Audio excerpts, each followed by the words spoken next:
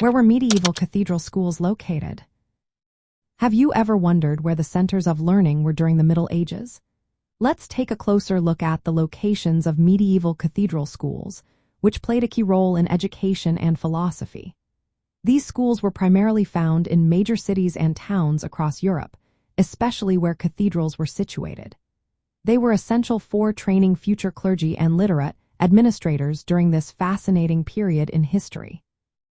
The emergence of cathedral schools began in the early Middle Ages, around the 6th and 7th centuries.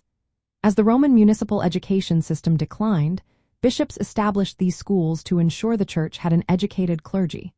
Some of the earliest examples can be found in Visigothic Spain and Gaul, which is modern-day France. In England, as new dioceses were created, schools sprang up in places like Canterbury, Rochester, and York. Now let's look at some key locations where these schools thrived.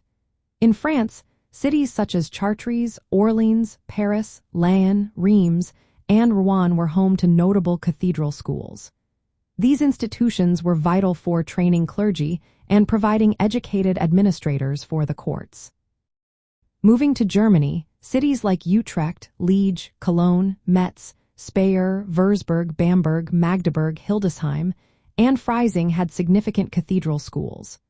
For instance, Speyer was well known for supplying diplomats to the Holy Roman Empire. In England, cathedral schools were established in Canterbury, Rochester, and York, among others. These schools were important for educating both clergy and lay people, contributing to the overall literacy of the population. Interestingly, Norway also had its share of these educational institutions.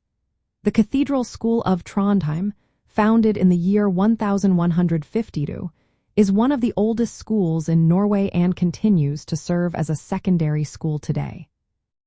The curriculum at cathedral schools focused on the 7 liberal arts, which included the trivium of grammar, logic, and rhetoric, along with the quadrivium of arithmetic, geometry, astronomy, and music.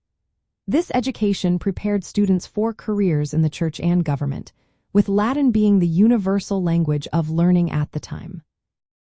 The education provided by these schools had practical applications in medieval society. Students learned to read, write, and speak Latin, skills that were essential for religious and administrative roles. Additionally, many students were trained in music and art, participating in church choirs and other liturgical activities.